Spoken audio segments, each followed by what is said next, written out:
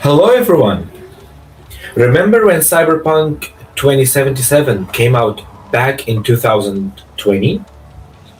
It was easily one of the biggest disasters in gaming history. The game was literally unplayable for millions of people. Sony completely took it off their store and everyone was furious.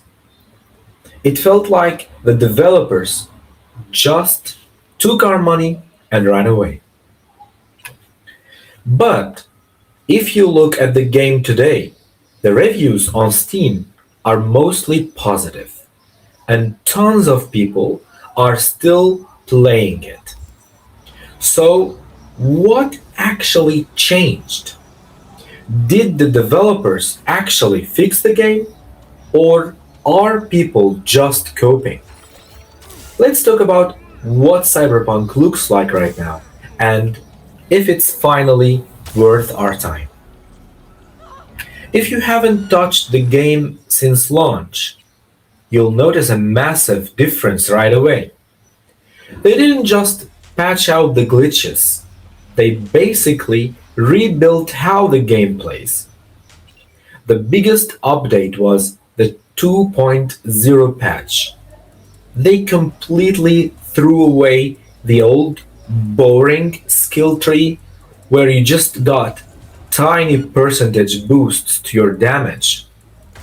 Now, the perks actually give you fun abilities. You can dash through the air, deflect bullets with a sword, and slow down time mid fight. They also fixed the terrible police system. How ugly it was.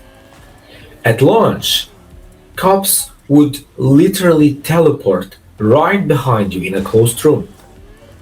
Now, they actually chase you in cars, and if you cause enough trouble, the elite max tag squads drop in from helicopters to hunt you down. It actually feels like a real game now, not an alpha build. The real turning point for the game's reputation didn't even come from a patch, though. It came from the Netflix anime Cyberpunk Edge Runners. When that show dropped, it was a massive hit. It actually captured the brutal sci-fi vibe of the world perfectly. It made people care about Night City again, and millions of players re-downloaded the game just to visit the locations from the show and get revenge on Adam Smasher. It gave the developers the breathing room they needed to finish what they started. Then came the Phantom Liberty expansion, our loved and beloved DLC, which basically finished the game's redemption. It adds a whole new walled off district called Dogtown, and the story turns into a gritty spy thriller. They even got Idris Elba to play one of the main characters. The writing in the DLC is incredible. There are no obvious good guy choices, and the ending leaves you staring at the screen in silence. Plus, it adds a new skill tree that lets you put rocket inside your arms or turn invisible if you're going to play the game. So, what's the final verdict?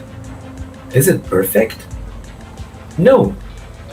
The open world still isn't quite as interactive as something like GTA 5 when it comes to random minigames or sandbox chaos. But as a sci fi action RPG, it's phenomenal. Night City is easily one of the coolest, most detailed cities ever built in a video game. The combat is fast, loud, and incredibly satisfying. Whether you want to play as a stealth hacker or a shotgun wielding maniac. Look, we shouldn't forget how bad the launch was. It's a great reminder of why you shouldn't pre order games. But you also have to give credit to the developers for not giving up on it. They spent years fixing their mistakes, and they turned a broken mess into something really, really special. If you've been holding off, it's finally safe to buy. Let me know in the comments if you think the game is fully redeemed now, or if you're still burned from the launch. Drop a like if this helped you out, and I'll catch you in the next one.